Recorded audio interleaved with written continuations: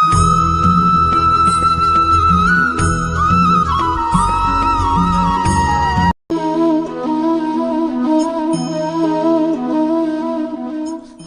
কি মনে হয় আমি কি করছি? আপনি বলবেন আমি প্রদীপ জ্বালাচ্ছি। সঠিক, কিন্তু প্রশ্ন হচ্ছে যে আমি কি আপনাকে বলেছি যে একে প্রদীপ বলা হয়? না। এই প্রদীপ কি নিজেই নিজের পরিচয় আপনাকে দিয়েছে? না।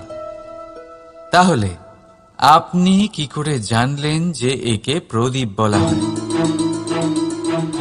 উত্তর হচ্ছে প্রকাশ, যে স্বয়ং জ্বলে অন্ধকারের মধ্যে সংসারকে পথ দেখায়, সেটাই প্রদীপ। যা নিরাশার মাঝে আশার আলো প্রদর্শন করে, সেটাই প্রদীপ। অপর দিকে আছে সাপ, যাকে না দেখেও তার ফনার আওয়াজ শুনেই লোকে ভয় পেয়ে যায়। তার মানে ব্যক্তির পরিচয় তার কর্মের দ্বারা পাওয়া যায়। তাই আপনার এটা বলার প্রয়োজন নেই যে আপনার পরিচয় কি। এটা আপনার কর্মই নিশ্চিত করবে যে লোকে আপনাকে প্রদীপ ভেবে ভালোবাসবে নাকি সাপ ভেবে ভীত হয়ে থাকবে। রাধা রাধা। সময় কত বিচিত্র হয়। সময় আমাদের পক্ষে থাকলে আমরা নিজেদের রাজা মনে করে নিই, আর সেই সময় যদি বিপক্ষে চলে যায় তাহলে নিঃস্ব হতে সময় লাগে না। তাই মানুষের একটা অভ্যেস আছে, খারাপ সময়ের জন্য কিছু সঞ্চয় করা।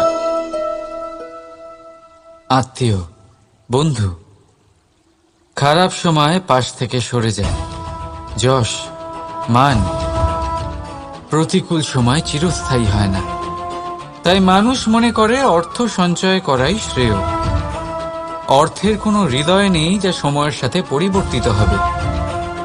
সংসার বলে সর্বদা অর্থ সঞ্চয় করতে থাকুন। খারাপ সময় অবশ্যই কাজে লাগবে, কিন্তু আমি বলবো শুভ কর্ম করতে থাকুন, আনন্দে থাকুন, নিজের ওপর আর ঈশ্বরের ওপরে বিশ্বাস রাখুন। খারাপ সময় কখনো আসবেই না। রাধা রাধা। প্রকৃতি মানুষকে এক বিশেষ শক্তি দিয়েছে, অন্য জীবের থেকে বেশি শক্তি দিয়েছে। স্মরণ শক্তি। এই শক্তি মানুষকে অন্য জীবের থেকে ভিন্ন করে, ইতিহাস রচনা করার প্রেরণা দেয়, জ্ঞানকে বংশানুক্রমে এগিয়েও নিয়ে যায়। আর যারা ভুলে যান, অধিকাংশ সময় তারা উপহাস আর দয়ার পাত্র হয়ে যান। কিন্তু এটাই কি প্রকৃত রূপে সত্য? না। এই স্মরণ শক্তি মানুষের বিকাশের সব থেকে বড় বাধা হয়ে দাঁড়ায়। তার মনকে দূষিত করে দেয়। খারাপ অভিজ্ঞতা, কারোর করা বিশ্বাসঘাতকতা, কারোর কটাক্ষ বেশিরভাগ মানুষই ভুলতে পারেন না, আর তারপর প্রতিশোধ নিতে উদ্যত হন। প্রথমে সময় নষ্ট করেন প্রতিশোধের প্রস্তুতিতে, আর তারপর সময় নষ্ট করেন প্রতিশোধ নেওয়ার সুযোগ খুঁজতে। যদি সন্তুষ্টি পেতে চান, যদি জীবনে আনন্দ পেতে চান, তাহলে স্মরণ শক্তির সদ্ব্যবহার করুন।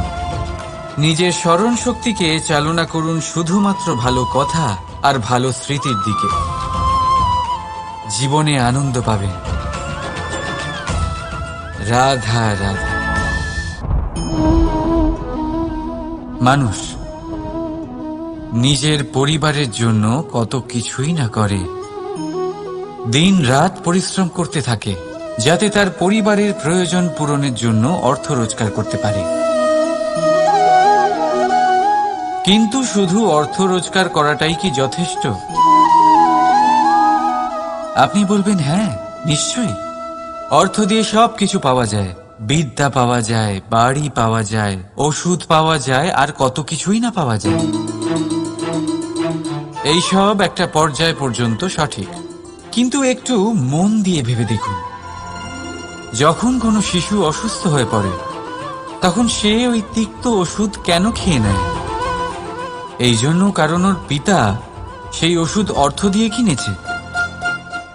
না, বরং এই জন্য কারণ তার পিতা যে তার সামনে দাঁড়িয়ে, তার উপরে তার বিশ্বাস আছে। বিশ্বাস আছে যে উনি তার কিচ্ছু হতে দেবেন না। এই বিশ্বাস, এই সংস্কার, এই শিক্ষা কখনো অর্থ দিয়ে পাওয়া যায় না। এটা পাওয়া যায় সেই সময় থেকে যা মাতা পিতা তাদের সন্তানের সাথে কাটিয়েছেন। তাই জীবনে অর্থ অবশ্যই উপার্জন করুন, কিন্তু নিজের পরিবারকেও সময় দিন, আনন্দ পাবে। রাধা রাধা। বিরোধিতা এমন এক শব্দ যা শুনে আমরা সবাই ভয় পেতে থাকি। যদি কেউ আমাদের বিরোধিতা করে তা আমাদের সহ্য হয় না। আমরাও কারোর বিরোধিতা করে কোনো শত্রুতা করতে চাই না। এই ধরনের ভাবনা আমাদের মনে আসতেই থাকে। কিন্তু বিরোধিতা, এই শব্দ আপনার শান্তির জন্য, আপনার সুখের জন্য কতটা গুরুত্বপূর্ণ তা আপনারা জানেন না। তাই যদি কাল এসে কেউ আপনার বিরোধিতা করে, তখন সবার আগে নিজেকে যাচাই করুন। আপনি কি ভুল করেছেন? আপনার দোষ কি? নিজের মধ্যে কি ত্রুটি আছে সেটা বোঝার চেষ্টা করুন। নিজেকে সংশোধন করার চেষ্টা করুন, তারপর দেখুন বিরোধিতার এই আগুন আপনাকে স্বর্ণ থেকে কুন্দন বানিয়ে তুলবে।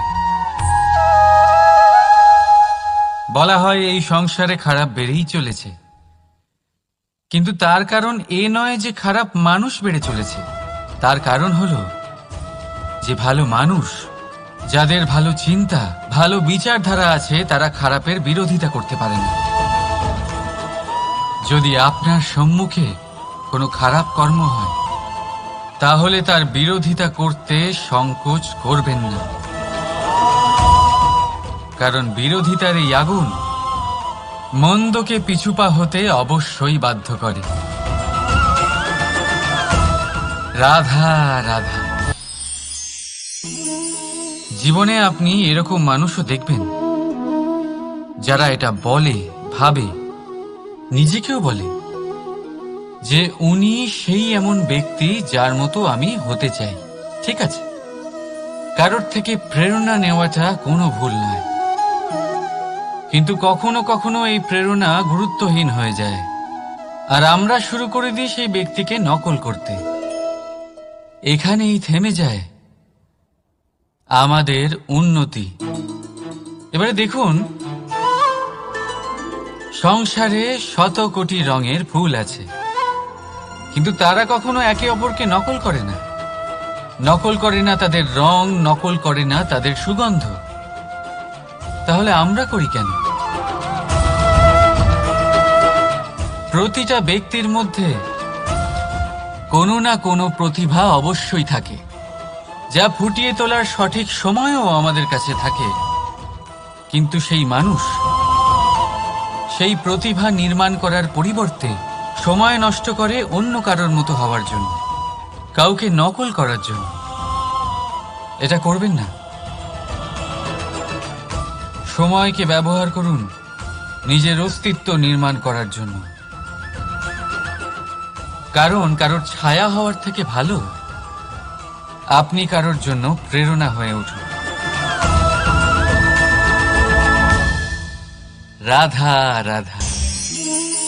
আমরা সকলে পাথুরে রাস্তা এড়িয়ে চলি, কারণ এই পথের পাথর আমাদের যাত্রা আরো কঠিন করে তোলে, আমাদের পা আহত করে দেয়। কিন্তু একটা গুরুত্বপূর্ণ কথা আমরা ভুলেই যাই, এই কঠিন পথই না শুধু আমাদেরকে নিজেদের দুর্বলতার সাথে পরিচয় করায়, বরং আমাদের শক্ত হওয়ার প্রেরণাও দিতে থাকে। সময়ের সাথে ঠিক এমনটাই হতে থাকে। সবাই ভালো সময়ের অপেক্ষা করতে থাকেন, ভালো সময়ের জন্য পরিশ্রম করেন, তার জন্যই চিন্তা করেন, কিন্তু ভুলে যান যে ভালো সময় বহুবার আমাদের বিবেক নষ্ট করে দেয়। সেখানেই খারাপ সময় আমাদের বুদ্ধিকে সঠিক পথে চালিত করে। রাধা রাধা। ঘোড়াকে যতই প্রশিক্ষণ প্রদান করুন, তার মুখে লাগাম তো পরাতেই হবে। একজন ভালো চালক সেই ঘোড়ার লাগাম মাঝে মাঝে টেনে ধরে, তাকে সঠিক পথে চালিত করতে, যাতে সেই ঘোড়া দিগ্ভ্রান্ত না হয়। এবার একটু ভাবুন, ঠিক এরকমই হয় আমাদের মন। যদি এটা বিবেকের লাগাম দিয়ে মাঝে মাঝে আমরা টেনে না ধরি, তাহলে আমাদের এই মন দিগ্ভ্রান্ত হতে পারে। আর যদি আপনি আপনার লক্ষ্যে পৌঁছতে চান, তখন মনের এই লাগাম মাঝে মাঝে আপনাকে অবশ্যই টেনে ধরতে হবে, কারণ বিবেকের এই পথ প্রদর্শনই আপনাকে ভালোভাবে আপনার লক্ষ্যে পৌঁছে দেবে। মনে রাখবেন, আর আমার সাথে ভালোবেসে বলবেন, রাধা রাধা। আপনি কখনো জাঁতা কল দেখেছেন? তাতে গম পেষা হয়। গমকে এমন ভাবে পেষা হয় যাতে আমরা তা খেতে পারি, জীবিত থাকতে পারি। আর যদি আপনি মন দিয়ে দেখেন, তাহলে কলের নিচের অংশ কখনো ঘোরে না, শুধুমাত্র উপরের অংশই ঘোরে। আর তবেই তা গম পিষতে পারে, আর তবেই রুটি তৈরি হতে পারে।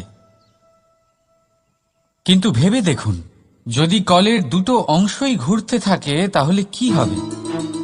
তা গম পেশার বদলে একে অপরকে পিষে নিজেদের অস্তিত্ব শেষ করে দেবে। তাই জীবনে কোনো কাজ যখন মন আর মস্তিষ্ক মিশিয়ে করা হয়, তখনই তা সম্পন্ন হয়। কিন্তু যখন বিষয় হলো ভক্তির, তখন মস্তিষ্কের যুক্তির মৌন থাকা প্রয়োজন। আর যখন বিষয় হলো কর্ম আর ন্যায়, তখন মনের আবেগের মৌন থাকা প্রয়োজন। তাই মন আর মস্তিষ্কের এই সম্মিলনে সতর্ক থাকবেন। একসাথে অবশ্যই চলবে, কিন্তু একে অপরের বাধা যেন না হয়ে দাঁড়ায়। রাধা রাধা। আমি একটা এমন শব্দ যার অনেকগুলি মানে হয়, যার আসল অর্থ হল অহং। যদি আপনি কথা বলেন সৃষ্টির নির্মাণ নিয়ে, তাহলে আমি ব্রহ্মদেব হয়ে সৃষ্টির নির্মাণ করবে। যদি আপনি কথা বলেন প্রলয়ের, তাহলে সেই আমি মহাদেব হয়ে বিনাশ করবে। এই আমি সঙ্গতিপূর্ণ, কিন্তু শুধু ততক্ষণ যতক্ষণ আপনি এটা সবার সাথে ভাগ করছেন। কিন্তু আমরা বহুবার এর মানে বুঝতে পারি না। এই অহংকে সীমিত করে দিই একটা ব্যক্তি অবধি, শুধু নিজে। আর তখনই জেগে ওঠে অহংকার, যাতে প্রাধান্য পায় শুধুমাত্র আমি, আমরা নয়। আর একজন ব্যক্তি একা না উৎপাদন করতে পারে আর না করতে পারে সৃজন। এবারে দেখুন, বৃষ্টির এক ফোঁটা, তারও অস্তিত্ব আছে, কিন্তু তা ধরিত্রীতে পড়লেই সমাপ্ত হয়ে যায়। কিন্তু যখন ফোঁটাগুলি একসাথে পড়ে, তখন শুরু হয় বর্ষা, আর তখনই তৈরি হয় ধারা। রাধা রাধা। বলুন, কি দেখতে পাচ্ছেন আপনি? আমার হাতের এই সাদা বস্ত্র, নাকি এতে লেগে থাকা এই কালো দাগ? এবারে সত্যি কথা বলতে কি, আপনার নজর সবার আগে এই কালো দাগের উপরে গেছে। ঠিক আছে, এমনই তো হয়। ভীষণ কম মানুষ থাকেন যারা ভাবেন কোনো ব্যক্তি ভীষণ পরিশ্রম করে এই বস্ত্র ধুয়েছেন, এটা শুকিয়েছেন। বেশিরভাগ মানুষের নজর যায় এই দাগের উপরে। ভাবেন যে এটা কি করে লাগলো। কিছুটা এরকমই হয় আমাদের ব্যক্তিত্বের সাথে। আমাদের শুভ কর্মের ওপরে আমাদের একটা খারাপ কর্ম ভারী মনে হয়। এবারে ভাবুন, যদি আমি চন্দ্রের কথা বলি, তাহলে তার শীতল আলো দেখার পূর্বে তার কলঙ্ক লক্ষ্য করেন, সেই চাঁদে লেগে থাকা কালো দাগ দেখে নেন। সেই জন্যই বিশেষ করে যারা শুধুমাত্র শুভ চিন্তা করেন আর উপকারী কর্ম যারা করেন, তাদের আমি বলবো সাবধানে থাকবেন। কারণ আপনার একটা খারাপ কর্ম চিরকালের জন্য উদাহরণ হয়ে দাঁড়াবে। রাধা রাধা। সাফল্য। যদি আপনাকে জীবনে সাফল্য পেতে হয়, তাহলে আপনি একাধিক মানুষ পাবেন যারা একাধিক উপায় বলবে আপনাকে সাফল্য পাওয়ার। দীর্ঘ সময় ধরে পরিশ্রম, চেষ্টা, নির্ধারণ, নিষ্ঠা এই বিষয়ে ভাষণ দিতে থাকবেন। একাধিক রকমের উদাহরণ আপনার সামনে তুলে ধরবেন। কিন্তু আমার এটা মনে হয়, আমরা কেন সেই বিষয়ে কথা বলি না যা মানুষকে অসফল করে তোলে।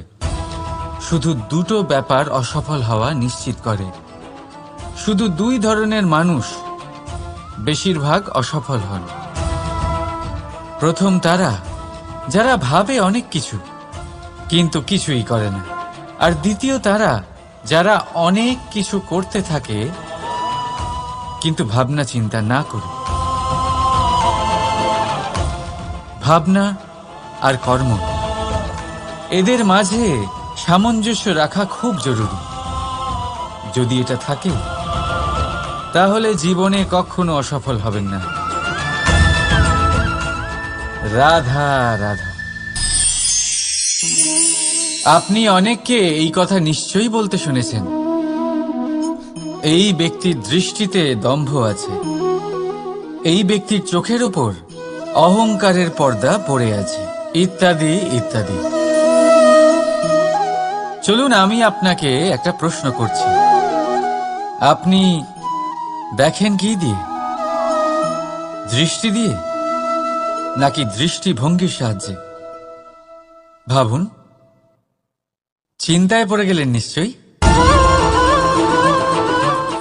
দৃষ্টি যে কোনো বস্তুর বা যে কোনো মানুষের শুধু বাইরের রূপটা দেখায়, যেখানে দৃষ্টিভঙ্গি আপনাকে সোজা ভগবান ভেবে পুজো করবেন নাকি ভগবানকে পাথর ভেবে পরিত্যাগ করবেন, সিদ্ধান্ত আপনার। কিন্তু এই সিদ্ধান্ত নির্ভর করে আপনার দৃষ্টিভঙ্গির ওপর।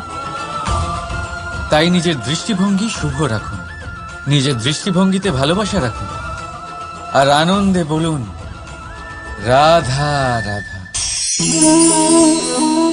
বড় বড় রাজমহলের বড় বড় ইমারতের চূড়া কত সুন্দর হয়, কিন্তু আপনি কি কখনো এই বিষয়ে ভেবেছেন যে এই সুন্দর চূড়ায় পৌঁছতে গেলে আপনাকে পৃথিবীতে পা ফেলতেই হবে? সেই সুন্দর চূড়ায় পৌঁছে দীপ্তি পাওয়ার জন্য আপনাকে একটা কঠিন পথ অবলম্বন করতেই হবে। যদি আপনি কোনো কঠিন পথে না গিয়ে এই পৃথিবীর সাহায্য ছাড়াই শুধু উচ্চতার দিকে অগ্রসর হতে থাকেন, তাহলে সর্বদা অসফল হবেন। সেই জন্য নিজের স্বপ্ন পূরণের এই যাত্রাতে নিজের পথ কখনোই হারাবেন না, নিজের পথ থেকে সরবেন না। যদি এমন করেন, তাহলে তো আপনার স্বপ্ন পূরণ হবেই না, তার সাথে আপনি নিজের পথও হারাবেন।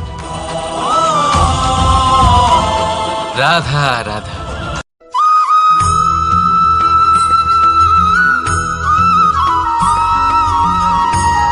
ছোট হোক বা বড়, রাজা হোক বা দরিদ্র, সমস্ত মানুষের মধ্যে একটা সামঞ্জস্য থাকে। সমস্ত মানুষের কাছে তার প্রশংসা অত্যন্ত গুরুত্বপূর্ণ। সে খুবই প্রসন্ন হয় যদি আপনি তার প্রশংসা করেন, কিন্তু আপনি যদি তাকে এটা বলেন যে এটা তোমার ভুল ছিল, তোমার কিছু খামতি ছিল, তখন সেটা সে মানতে রাজিই থাকে না। সব মানুষ এটা শুনতে পছন্দ করে যে সে যেটা করেছে সেটাই সর্বোত্তম। এবার আমি আপনাকে একটা কথা বলি, এ হলো নিন্দা, এ হলো প্রশংসা, আর এই হলো সত্য, যা সবার থেকে উচ্চস্থানীয়। সেই জন্য মানুষ আয়না দেখে। আয়না তাকে তার সৌন্দর্য দেখায় না, তাকে দেখায় যা সত্য, যাতে মানুষ আরো সুন্দর হওয়ার চেষ্টা করতে থাকে। তাই আয়না অত্যন্ত গুরুত্বপূর্ণ সত্যকে জানার জন্য। জীবনে নিন্দুকের মাহাত্ম্য প্রশংসকের মাহাত্ম্যের থেকে অনেক বেশি। কেন? কারণ তারা আপনাকে আপনার খামতি দেখায়, আপনার ভুলগুলো বুঝিয়ে দেয়, আপনাকে একটা সুযোগ দেয় নিজেকে শুধরে নিতে, নিজেকে আরো শ্রেষ্ঠ করে তুলতে, যা প্রশংসক করতে পারে না। তাই জীবনে যদি কখনো নিন্দা করা হয়, তাকে ভালোবেসে গ্রহণ করুন, ধন্যাত্মক রূপে গ্রহণ করুন। যদি নিজেকে কোনো শিক্ষা দেওয়া সম্ভব হয় তাহলে অবশ্যই দিন। দেখবেন মন প্রসন্ন হয়ে বলবে, রাধা রাধা। মানুষ যখন কোনো শক্তি লাভ করে তখন সে নিজেকে বলশালী মনে করে। শক্তি লাভ করলেই তার মধ্যে অহংকার চলে আসে, অভিমান চলে আসে। তার কারণ হলো সে একটা সহজ কথা বুঝতেই পারে না। এই সব যা হচ্ছে সময়ের জন্য হচ্ছে। সময়ের থেকে বেশি বলশালী আর কেউ নেই। এই সময়ের জন্যই রাবণ ভক্তি দ্বারা কৈলাস পর্বত তুলে নিয়েছিলেন। আবার সেই সময়ের জন্যই, সেই কারণেই রাবণকে বধ হতে হলো। তার সাথে সাথে রাক্ষস কুলও ধ্বংস হয়েছিল এবং লঙ্কাও ভস্ম হয়ে গেছিল। দেখতে গেলে জন্ম থেকে মৃত্যু পর্যন্ত এই যে সময়, সেটাই হলো জীবন। কিন্তু তার মধ্যেও যা সময় আসে কোনো কারণেই আসে। সেই সময় আমরা যাপন করে কিছু শিখতে পারি। তাই আজ যে সময় আপনার হাতের কাছে আছে তাকে মুষ্টিবদ্ধ করে রাখুন, তাকে সামলে রাখুন, তাকে সংযত করে রাখুন, অনুভব করুন, তার থেকে কিছু শিখুন, তাকে কোনোভাবেই ব্যর্থ হতে দেবেন না। আর এটা জেনে রাখুন যে ভবিষ্যতে যা কিছু হতে পারে, যা কিছু হতে চলেছে, সেটা না আপনি জানেন আর না তা আপনার বশে রয়েছে। সেই জন্য আজ অহংকার বা অভিমান করে নিজের ভবিষ্যতের ক্ষতি করবেন না, সেই অনর্থ ঘটাবেন না। এটাই হলো সময়ের অর্থ। আসুন আমার সাথে ভালোবেসে বলুন, রাধা রাধা। গুরু, যিনি পথ দেখান, আমাদের জীবনে অত্যন্ত গুরুত্বপূর্ণ, অত্যন্ত আবশ্যক। কিন্তু কিছু মানুষ মনে করেন যে গুরুর কোনো প্রয়োজন নেই, কারণ এই সমগ্র জ্ঞান মানুষের অন্তরেই নিহিত রয়েছে। এবার প্রশ্ন এটাই, যদি সমস্ত জ্ঞান মানুষের অন্তরে নিহিত থাকে তাহলে গুরুর কি প্রয়োজন? আর যারা আজ পর্যন্ত গুরুকে মেনে এসেছেন তারা কি অনুচিত করেছেন? এর উত্তর আমি আপনাকে দেব একটা উদাহরণ দ্বারা। একটা কাঠ যা জ্বলনশীল, জ্বলনের ঊর্জা তার অন্তরে নিহিত রয়েছে, কিন্তু তার জ্বলনের জন্য বাইরে থেকে একটা অনুঘটকের প্রয়োজন হয়। এই অনুঘটকই হলেন আপনার গুরু। উত্তাপ যা একটা কাঠকে জ্বালাতে পারে, সেই উত্তাপ হলো গুরুর প্রচেষ্টা। যদি সেই গুরুই না থাকে, তার প্রচেষ্টাই না থাকে, তাহলে সেই সমস্ত জ্ঞান যা মানুষের অন্তরে নিহিত তা ব্যর্থ হয়ে যাবে। যদি আপনার সাথে আপনার গুরু থাকেন, আপনার পথ প্রদর্শন করেন, আপনার অন্তরের জ্ঞানকে বাইরে নিয়ে আসতে পারেন, তাহলে তাকে সম্মান করুন আর আমার সাথে ভালোবেসে বলুন, রাধা রাধা। বিপদ আপদ আপনাকে সন্ত্রস্ত করে রাখতে পারে, কিন্তু এই বিপদ প্রত্যেকের জীবনে কোনো না কোনো কারণে থাকে। এটা আপনাকে দেখায় যে আপনার মধ্যে কি খামতি রয়েছে, কেন রয়েছে। এই বিপদ হলো সেই মাধ্যম যার দ্বারা আপনি নিজের দুর্বলতাকে নিজের শক্তিতে পরিবর্তন করতে পারেন। একটা ফুলের দিকে তাকান। একটা ফুল, তার বুকে যখন একটা সূচ বিঁধে এপার ওপার হয়ে যায়, শুধু তখনই আমাদের প্রভুর জন্য ফুলের মালা তৈরি করা যায়। সেই জন্য কখনোই বিপদকে ভয় পাবেন না, তার থেকে দূরে পালাবেন না, একে স্বাগত জানান। বোঝার চেষ্টা করুন এই বিপদ কেন আছে, যদি বিপদকে বুঝতে পারেন তবেই জীবনকে বুঝতে পারবেন, যদি জীবনকে বুঝতে পারেন তবে এই বিপদকে সম্পদে পরিণত করতে পারবেন। আসুন আর আমার সাথে ভালোবেসে বলুন, রাধা রাধা। পরিকল্পনা অত্যন্ত গুরুত্বপূর্ণ, এটা আমাদের জীবনে অত্যন্ত আবশ্যক, এটা আমাদের জীবনে। কিন্তু এই পরিকল্পনা ঠিক কতটা হওয়া উচিত, অর্থাৎ এই পরিকল্পনার সম্পর্কে কতটা চিন্তা করা উচিত, কতটা ভবিষ্যতের বিষয়ে চিন্তা করা উচিত। এবার দূরদর্শিতা অত্যন্ত বিশিষ্ট গুণ মানব জীবনে, কিন্তু দূরদর্শিতায় এতটাও মগ্ন হওয়া উচিত নয় যে কাছের জিনিসগুলোই নজরে না পড়ে। আজকের কথা বাদ দিয়ে শুধুই ভবিষ্যৎ নিয়ে চিন্তা করা অনুচিত। এবার দেখুন, পরিকল্পনা করুন কিন্তু তার থেকে বেশি উপভোগ করুন। এই মুহূর্ত সম্পর্কে অবগত নয়, কিন্তু ভবিষ্যতের কথা আমরা চিন্তা করতে থাকি। আমি এটা অনুভব করতে চাই, ওইটা অনুভব করতে চাই, ওই আনন্দ প্রাপ্ত করতে চাই। এটা অনুচিত। পরিকল্পনা করুন, সংযত করুন, কিন্তু আজকে, বর্তমানকে, এই মুহূর্তকে, জীবনের বাস্তবিক আনন্দ এটা, আর জীবনযাপনের সবথেকে শ্রেষ্ঠ পথও এটা। আসুন আমার সাথে ভালোবেসে বলুন, রাধা রাধা। কখনো কখনো মনে এই ভাবনা আসতেই পারে যে ঈশ্বর আজ পর্যন্ত এত রূপে অবতীর্ণ হয়েছেন, এতবার এই পৃথিবীতে এসেছেন, তারপরেও এই সংসারে কোথাও না কোথাও এই পাপ বসবাস করে। এটার কারণ কি? এটার কারণ আমরা স্বয়ংই।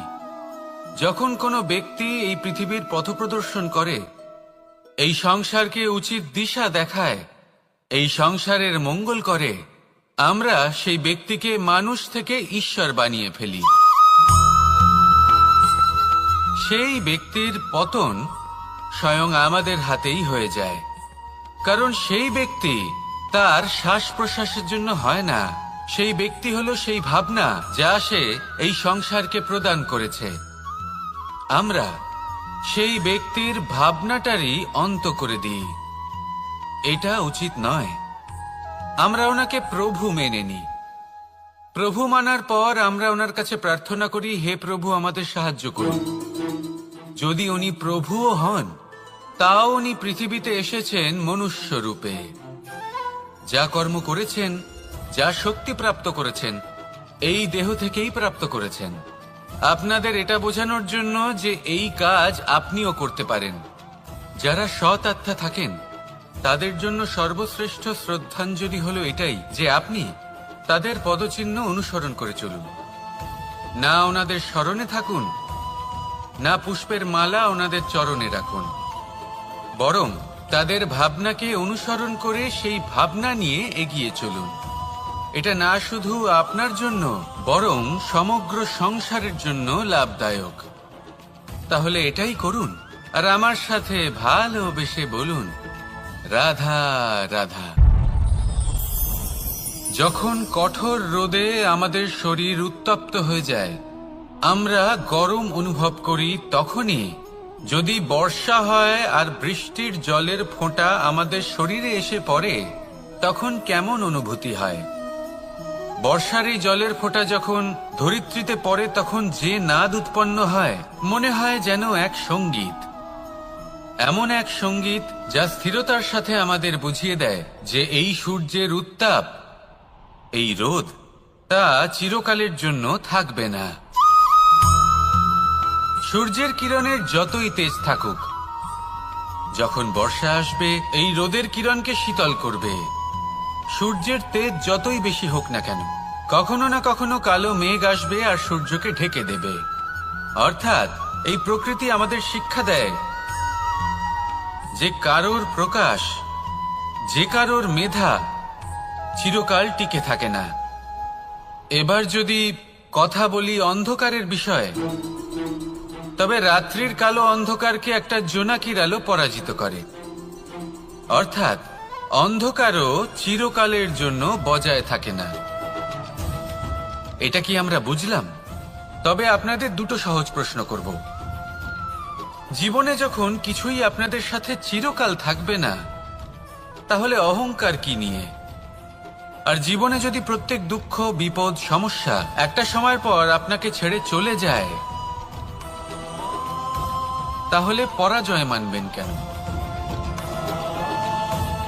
এই দুশ্চিন্তা ত্যাগ করুন, এই অহংকার ত্যাগ করুন, আসক্তি ত্যাগ করুন, আর আমার সাথে ভালোবেসে বলুন, রাধা রাধা। ভোজন। এই সংসারে যেই হোক না কেন, কোনো মানুষ হোক, কোনো প্রাণী হোক, কোনো কীট হোক বা কোনো বনস্পতি হোক, প্রত্যেকের জন্য ভোজন অতি আবশ্যক। কারণ ভোজন থেকেই শক্তি পাওয়া যায়, আর সেই শক্তি দিয়েই সংসারের, আমাদের জীবনের সমস্ত কার্য করা যায়। এবার এমন এক ধরনের শক্তি হয় যা শীতের ঋতুতে সূর্য থেকে আমরা পেয়ে থাকি, আর আরেক ধরনের উত্তাপ হয় যা দিয়ে ভোজন রান্না করা হয়, সুস্বাদু নানান ধরনের ভোজন।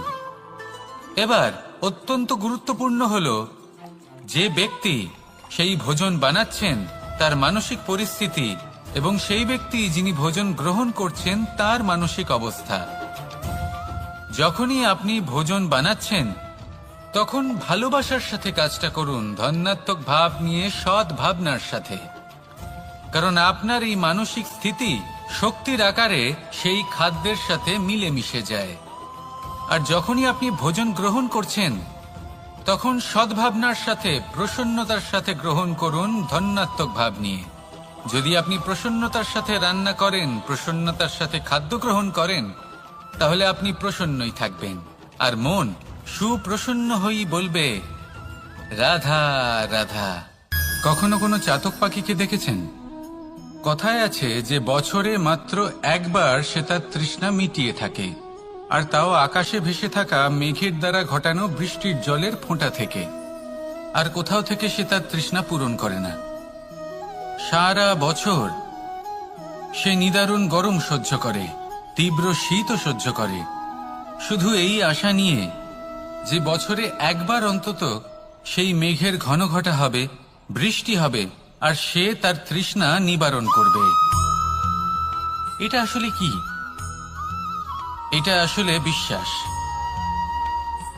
সেই বিশ্বাস যে বছরে একবার সেই মেঘ আসবে তৃষ্ণা নিবারণ করতে। যেমন দেখুন, একটা সূর্যমুখী ফুল সারা রাত অন্ধকারের সাথে যুদ্ধ করে, কারণ তার বিশ্বাস যে ভোরবেলায় সূর্য তাকে অবশ্যই দর্শন দেবেন। সেটাও বিশ্বাস ছিল যার উপর ভরসা করে মনু একটা নৌকা নিয়ে বেরিয়ে পড়েছিলেন এবং সমস্ত সৃষ্টিকে প্রলয়ের হাত থেকে বাঁচিয়েছিলেন। সেটাও ছিল ভালোবাসার প্রতি বিশ্বাস, যার উপর ভরসা করে বানর এবং ভাল্লুক সেনা নিয়ে শ্রীরাম আক্রমণ করেছিলেন সমস্ত বরদানপ্রাপ্ত অসুরগণ এবং রাক্ষসগণের লঙ্কায়, এবং জয় লাভ করেছিলেন। এই বিশ্বাসই হল এই বিশ্বের আশা। বিশ্বাস রাখুন যে আপনি হলেন সর্বশ্রেষ্ঠ এবং শুধুই নিজের কর্ম করতে থাকুন। এই বিশ্বাসের আশাই আপনাকে প্রতি মুহূর্তে বল প্রদান করবে। এ হলো আমার বিশ্বাস। আসুন আর আমার সাথে ভালোবেসে বলুন, রাধা রাধা। সৌন্দর্য। মানুষ নিজের সৌন্দর্যের বিষয়ে কতটা ভাবে, চায় যে সে সব থেকে বেশি রূপবান হবে, সব থেকে বেশি সুন্দর হবে। কিন্তু সৌন্দর্যের পরিভাষা কি তা কি সে জানে? কোনো মাকে জিজ্ঞেস করুন, ওনার জন্য সৌন্দর্যের পরিভাষা ওনার সন্তান। কোনো ভক্তকে জিজ্ঞেস করুন, ওনার জন্য সৌন্দর্যের পরিভাষা ওনার ভগবান। শ্রীরামকে জিজ্ঞেস করুন, ওনার জন্য সৌন্দর্যের পরিভাষা হলো হনুমান। ভাঙা হানু, ফুলে যাওয়া মুখ, দেখতে গেলে উনি বানর, লম্বা লেজ, এত নিরীহ যে ওনাকে অমূল্য মালা দিলে সেটা ছিঁড়ে তার ভেতরে শ্রীরামকে খুঁজছিলেন। কিন্তু ওনার ভাবনা কত সুন্দর। উনি এটা বিশ্বাস করেন যে সংসারের যতই মূল্যবান জিনিস দিয়ে এই মালা তৈরি করা হোক না কেন, যদি এর মধ্যে শ্রীরাম না থাকেন তাহলে এর মধ্যে কোনো অর্থ নেই। সৌন্দর্য রূপে নয়, ভাবনায় নিহিত থাকে। যদি আপনি সৌন্দর্য প্রাপ্ত করতে চান তাহলে তা কর্মে নিয়ে আসুন, ভাবনায় এবং বিচারে নিয়ে আসুন। এই সৌন্দর্য আপনার সাথেই থাকবে। যদি আপনি সৌন্দর্যকে রূপের মধ্যে খোঁজেন তাহলে কিছুক্ষণের জন্য পাবেন, সেই সৌন্দর্য সময়ের সাথে হারিয়ে যাবে। সৌন্দর্য যদি পেতে চান, খুঁজতেই চান, তাহলে হৃদয় খুঁজুন, কর্মে খুঁজুন। মন প্রসন্ন হয়ে বলবে রাধা রাধা। ব্যায়াম, এই শব্দ আমরা সকলে শুনেছি, আর এটা সারা জীবন আমাদের সাথেই থাকে কোনো না কোনো রূপে। যখন আমরা জন্মগ্রহণ করি, চলতে শিখি, প্রথমে আমরা হামাগুড়ি দিয়ে চলি, পরে চলতে চেষ্টা করি কিন্তু পড়ে যাই। তখন আমাদের বাড়ির গুরুজনেরা আমাদের আটকান না, ওনারা মনে করেন এইভাবেই আমাদের সন্তান চলতে শিখবে, এইভাবেই তার পা আরো মজবুত হবে, যা অত্যন্ত গুরুত্বপূর্ণ। এইবার জীবনকালে যতই আমরা এগোতে থাকি, এই ব্যায়াম বিভিন্ন রূপে আমাদের সাথেই থাকে। কিন্তু আপনি কি জানেন যে এই ব্যায়ামের তাৎপর্য আসলে কি? আপনি কি জানেন এই ব্যায়ামের মর্ম আসলে কি? যখনই আমরা এই ব্যায়াম করি, আমাদের শরীরের মাংসপেশি ক্ষয় হয়। প্রথমে তা ক্ষয় হয়, তারপর আবার তা নির্মিত হয়। আরো শ্রেষ্ঠ, আরো শক্তিশালী মাংসপেশি আমরা লাভ করি। অর্থাৎ এই ব্যায়াম হলো সৃজনের বিজ্ঞান। এই ব্যায়াম আমাদের জন্য অত্যন্ত আবশ্যক। সেই জন্য জীবনে যখনই কোনো কিছু নষ্ট হয়ে যায়, চলে যায়, তখন হতাশ হয়ে পড়বেন না, তাকে পুনর্নির্মাণ করার চেষ্টা করবেন। আর এই শিক্ষা আমরা লাভ করি পাখিদের থেকে। যখনই বর্ষা হয়, ঝড় আসে, যখন পাখির বাসা ভেঙে চুরমার হয়ে যায়, তারা হার মেনে নেয় না। সে আবার অল্প অল্প করে সব খুঁজে একত্রিত করে আবার নিজের বাসা বানিয়ে তোলে, পুনরায় এক জীবনকে জন্ম দেয়, এক নতুন পরিবারকে জন্ম দেয়। তাই মনে রাখবেন, জীবনে এইভাবেই যদি আপনি নির্মাণ করতে চান, সৃজন করতে চান, তাহলে সেই নির্মাণের জন্য ভাঙনের অভিজ্ঞতা থাকা অত্যন্ত আবশ্যক। ভগ্ন বস্তুকেও সম্মান করা অত্যন্ত আবশ্যক। এই আচরণ মনে নিয়ে আসুন, মন প্রসন্ন হয়ে বলবে রাধা রাধা। আমাদের এই জীবন, তাতে এই যে সময় চক্র, তা তিনটি ভাগে বিভক্ত। এক হলো অতীতকাল, ফেলে আসা অতীত, তারপরে আসে বর্তমান, এখনকার এই মুহূর্ত, আর তারপর আসে আগামীকাল অর্থাৎ ভবিষ্যৎ। এবার এখানে সবথেকে গুরুত্বপূর্ণ হলো অতীতকাল, ভবিষ্যৎকাল, ফেলে আসা অতীত এবং আগামী সময়। কেন? কারণ এই দুইয়ের উপর নির্ভর করছে যে আপনি বর্তমানে কি করতে চলেছেন। শুধু প্রয়োজন হলো সঠিক দৃষ্টিভঙ্গির। অতীতকালকে যদি আপনি একটি দৃষ্টিভঙ্গি থেকে দেখেন, তাহলে অতীতকালে আপনি দুঃখও দেখতে পাবেন, যন্ত্রণাও দেখতে পাবেন। অন্য কোনো দৃষ্টিভঙ্গি থেকে দেখলে আপনি অতীতকাল থেকে শিক্ষাও লাভ করবেন। এবার এই শিক্ষা অনুসারেই বর্তমানে কর্ম করা উচিত। এবং যদি ভবিষ্যতের কথা বলি, তাহলে বলবো ভবিষ্যতের কথা ভেবে আপনি আজ অবশ্যই চিন্তিত হতে পারেন। অন্য একটি দৃষ্টিভঙ্গি থেকে দেখলে এই ভবিষ্যতেই আপনি একটি লক্ষ্য, একটি উদ্দেশ্য দেখতে পাবেন, যে আপনি কি করতে চান, কি লাভ করতে চান। এবার সেই অনুসারে বর্তমানে কর্ম করা উচিত, ভবিষ্যৎ এবং অতীতকাল অনুসারে। এভাবেই যদি জীবনে কর্ম করতে থাকেন, আপনার এই বর্তমানের দিনগুলো আপনি একটু নতুনভাবে বাঁচতে পারবেন। এভাবেই যদি জীবনে এগোতে থাকেন, তাহলে আপনার জীবনে আনন্দের উদ্ভব হতে কেউ বাধা দিতে পারবে না। আসুন আমার সাথে ভালোবেসে বলুন রাধা রাধা। পরিকল্পনা অত্যন্ত গুরুত্বপূর্ণ, এটা আমাদের জীবনে অত্যন্ত আবশ্যক, এটা আমাদের জীবনে। কিন্তু এই পরিকল্পনা ঠিক কতটা হওয়া উচিত, অর্থাৎ এই পরিকল্পনার সম্পর্কে কতটা চিন্তা করা উচিত, কতটা ভবিষ্যতের বিষয় চিন্তা করা উচিত। এবার দূরদর্শিতা অত্যন্ত বিশিষ্ট গুণ মানব জীবনে, কিন্তু দূরদর্শিতায় এতটাও মগ্ন হওয়া উচিত নয় যে কাছের জিনিসগুলোই নজরে না পড়ে। আজকের কথা বাদ দিয়ে শুধুই ভবিষ্যৎ নিয়ে চিন্তা করা অনুচিত। এবার দেখুন, পরিকল্পনা করুন, কিন্তু তার থেকে বেশি উপভোগ করুন। এই মুহূর্ত সম্পর্কে অবগত নয়, কিন্তু ভবিষ্যতের কথা আমরা চিন্তা করতে থাকি।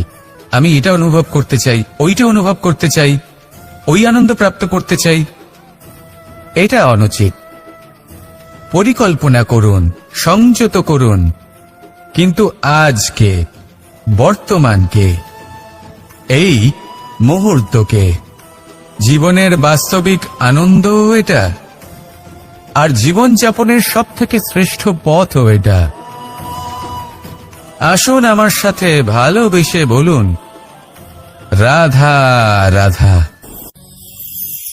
মানুষ কখনো কখনো সময়কে নিয়ন্ত্রণ করতে চেষ্টা করে, কখনো কখনো সময়ের গুরুত্ব বুঝতে পারে না।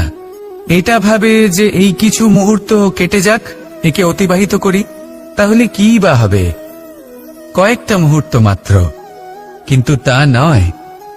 আজকের একটা মুহূর্ত ভবিষ্যতের অনেক বড় পরিবর্তনের ভিত হতে পারে।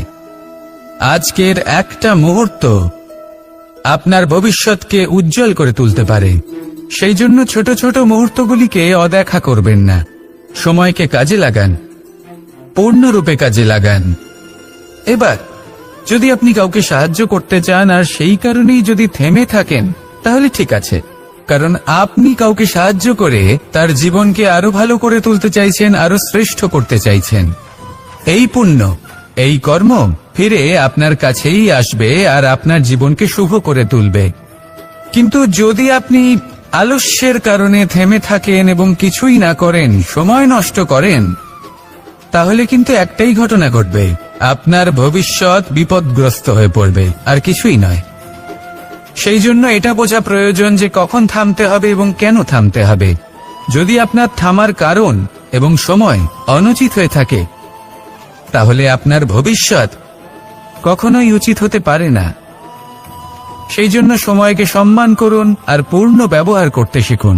আর আমার সাথে ভালোবেসে বলুন, রাধা রাধা। বিপদ আপদ আপনাকে সন্ত্রস্ত করে রাখতে পারে, কিন্তু এই বিপদ প্রত্যেকের জীবনে কোনো না কোনো কারণে থাকে। এটা আপনাকে দেখায় যে আপনার মধ্যে কি খামতি রয়েছে, কেন রয়েছে। এই বিপদ হলো সেই মাধ্যম যার দ্বারা আপনি নিজের দুর্বলতাকে নিজের শক্তিতে পরিবর্তন করতে পারেন। একটা ফুলের দিকে তাকান। একটা ফুল, তার বুকে যখন একটা সূচ বিঁধে এপার ওপার হয়ে যায়, শুধু তখনই আমাদের প্রভুর জন্য ফুলের মালা তৈরি করা যায়। সেই জন্য কখনোই বিপদকে ভয় পাবেন না, তার থেকে দূরে পালাবেন না, একে স্বাগত জানান। বোঝার চেষ্টা করুন এই বিপদ কেন আছে। যদি বিপদকে বুঝতে পারেন তবেই জীবনকে বুঝতে পারবেন। যদি জীবনকে বুঝতে পারেন তবেই এই বিপদকে সম্পদে পরিণত করতে পারবেন। আসুন আর আমার সাথে ভালোবেসে বলুন, রাধা রাধা। জীবনে সবথেকে বেশি গুরুত্বপূর্ণ বস্তু কি? বাড়ি, বাহন, সোনা, ধন। যদি আমি সত্যি বলি, তাহলে জীবনের সবথেকে বেশি গুরুত্বপূর্ণ বস্তু কোনো বস্তুই নয়।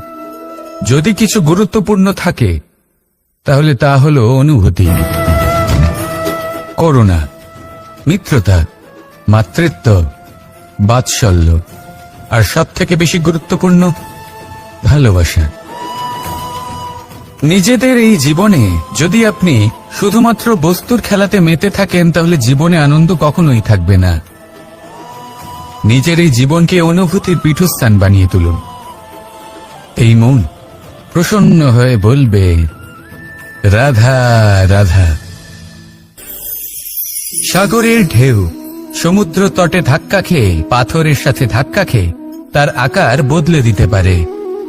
বিভিন্ন আকারের পাথরে এদের ঘষে ঘষে গোলাকার বানিয়ে দিতে পারে, কিন্তু এই সাগরের ঢেউ এদের নিজেদের আকার কখনো বদলায় না। কিন্তু এমন কেন? কারণ এরা বিচ্ছিন্ন হয়েও আবার একত্রিত হতে জানে। অর্থাৎ যখন এরা বিচ্ছিন্ন হয় তখন মতভেদ অবশ্যই, কিন্তু আবার একত্রিত হওয়া হলো এদের একতার প্রতীক। দেখুন, ঝগড়াঝাঁটি, তর্ক বিতর্ক, মতভেদ এগুলো জীবনের অভিন্ন অঙ্গ, কিন্তু এদের কখনো মনে প্রবেশ করতে দেবেন না। যদি মনে প্রবেশ করেও ফেলে, তাদের মনে ঘর করতে দেবেন না, এদের বের করে ফেলুন। এই ঝগড়াঝাঁটি, তর্ক বিতর্ক, মতভেদ এদের সারা জীবন সাথে নিয়ে চলবেন না, যদি একসাথে নিয়ে চলতে চান তাহলে সকলকে একসাথে নিয়ে চলুন, ঢেউয়ের মতো। একতায় বিশ্বাস রাখুন। একসাথে মিলে যদি এগোতে থাকেন তাহলে অনেক দূর পৌঁছবেন, নয়তো শুধু দূরের কথা ভেবেই যাবেন।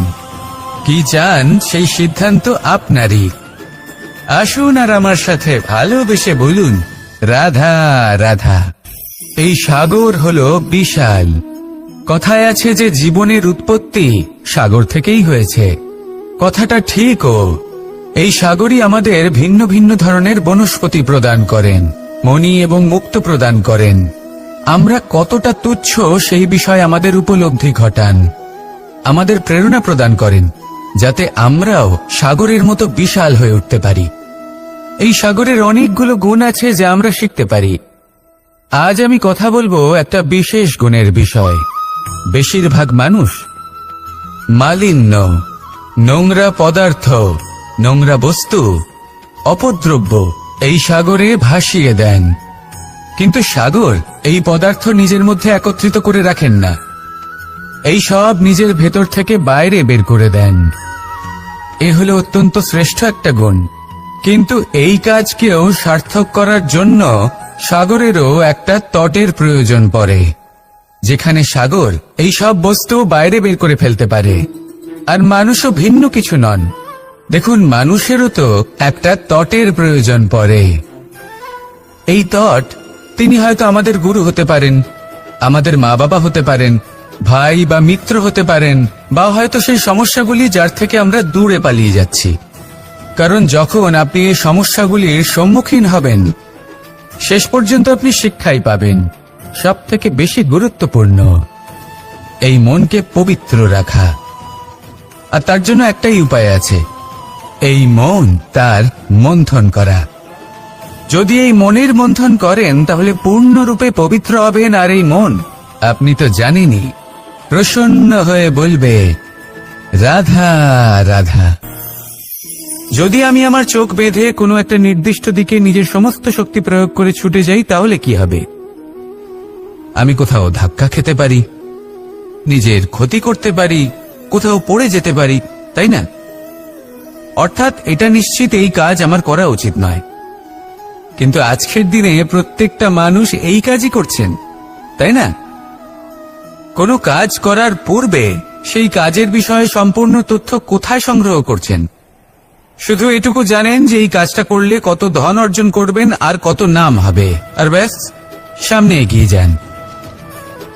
এটা উচিত নয়।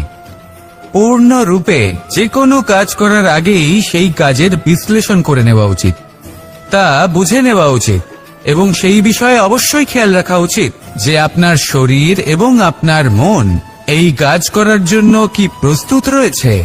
যদি তা না হয় তাহলে প্রথমে নিজেকে শুধরে নিন, তারপরে সেই কাজ করুন। যদি এইভাবে জীবনে সামনে এগোন তাহলে সাফল্যের সম্ভাবনা জীবনে অনেক বেশি বেড়ে যাবে। তাহলে এটাই করুন আর আমার সাথে ভালোবেসে বলুন, রাধা রাধা। আমরা জীবনে চলতে চাই, সামনে এগোতে চাই, কিন্তু কখনো কখনো এমন হয় যে আমরা আমাদের লক্ষ্য দেখতেই পাই না। আমরা চিন্তিত হয়ে পড়ি, ব্যতীত হয়ে পড়ি, আমরা কিছু বুঝতেই পারি না। এই মন অশান্ত হয়ে যায়। কিন্তু যদি আপনি থেমে যান তাহলে নিজের পথ এবং নিজের লক্ষ্য থেকে সরে যাবেন। সেই জন্য চলতে থাকুন, থামবেন না। যতদূর পারবেন চলতে থাকুন, যতদূর দৃষ্টি যাচ্ছে চলতে থাকুন। তারপরেই দেখবেন পরবর্তী পথ আপনা থেকেই আপনার সামনে আসবে। কারণ আপনার দৃষ্টির সীমা থাকতেই পারে, দৃষ্টিভঙ্গির সীমা নেই। আপনার পথের সীমারেখা থাকতেই পারে, কিন্তু সেই পথে চলার সাহসের সীমা নেই। সেই জন্য নিজেকে অসীমিত করে তুলুন। এই সীমারেখা আপনা থেকেই দূর হয়ে যাবে, লক্ষ্য নিজে থেকেই দেখতে পাবেন, আর এই মন সুপ্রসন্ন হয়ে বলবে, রাধা রাধা। সম্পর্ক হলো আমাদের জীবনের একটি আধার। কিছু সম্পর্ক এমন যা আমরা জন্মসূত্রে লাভ করি, যেমন পরিবার, মা বাবা। কিছু সম্পর্ক আছে যা আমরা জীবনে অর্জন করে থাকি, তা সে প্রেমের হোক, স্নেহের হোক বা বন্ধুত্বের। এই সকল সম্পর্ক লাভ করার বা গড়ে তোলার 5টি ধাপ রয়েছে। প্রথম ধাপ, কোনো ব্যক্তির সাথে আলাপ হওয়া, তার সাথে কথা বলা বা তাকে দেখা। দ্বিতীয় ধাপ, সে ব্যক্তিকে আমাদের ভালো লাগা। তৃতীয় ধাপ, আমাদের এটা চাইতে শুরু করা যে জীবনে এই ব্যক্তি যেন আমাদের বন্ধু হন, আমাদের জীবনে থাকেন, বা আমাদের কাউকে ভালোবেসে ফেলা আর এটা আমাদের ভাবা বা চাওয়া যে সেই ব্যক্তি যেন আজীবন আমার সাথে থাকেন, আমার জীবনে আমার সাথী হয়ে। চতুর্থ ধাপ, লাভ করা। এবার এই ধাপটি অনেক মানুষের পক্ষেই খুবই সরল হয়, বড়ই সরলভাবে নিজেদের সঙ্গীকে লাভ করে থাকেন। কিছু মানুষের জন্য এই ধাপ অত্যন্ত কঠিন হয়ে থাকে। অনেক প্রতিকূল পরিস্থিতির ওপর জয়লাভ করে তারা সঙ্গীকে লাভ করেন, কিন্তু লাভ অবশ্যই করেন। এরপরে আসে পঞ্চম, অন্তিম এবং সবথেকে গুরুত্বপূর্ণ ধাপ। সেটা হলো সেই সম্পর্ক পালন করা। এটা হলো এমন এক বিষয় যা প্রত্যেক মানুষের শেখা উচিত। যদি ব্যক্তি নিজের জীবনে সম্পর্ক রক্ষা করতে শিখে যান, তবে প্রত্যেক সম্পর্ক তার জীবনকে স্বর্গ করে তুলবে। আসুন আর আমার সাথে ভালোবেসে বলুন, রাধা রাধা। রাধা কখনো কখনো আমার জন্য বড়ই সুগন্ধি আতর নিয়ে আসে, পারিজাত ফুলের মালা নিয়ে আসে আমার প্রসাধন করবে বলে, এবং আমার সব থেকে বেশি প্রিয় মাখন নিজে হাতে বানিয়ে আনে আমাকে নিজে হাতে খাইয়ে দেবে বলে, সবকিছু আমাকে প্রসন্ন করবে বলে। কিন্তু আপনি কখনো ভেবেছেন যে এই আতর কিভাবে বানানো হয়?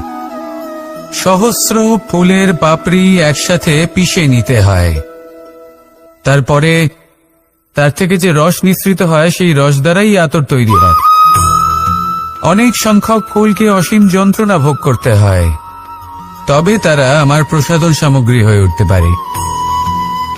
দুধ থেকে মাখন তৈরি করার জন্য কতটা পরিমাণ মন্থন সহ্য করতে হয় সেটা আপনি জানেন।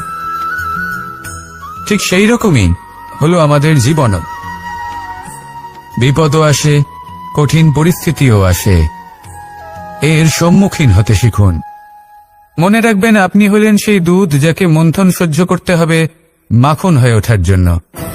মনে রাখবেন, আপনি হলেন সেই ফুলের মতন যাদের পিষ্ট হতে হবে সুগন্ধি আতর হয়ে ওঠার জন্য, যাকে এই সংসার পছন্দ করে। কখনো কখনো জীবনে আপনার সাথে খারাপ শুধুমাত্র এই কারণে ঘটে যাতে আপনার শ্রেষ্ঠ রূপ এই সংসারের সামনে আসতে পারে।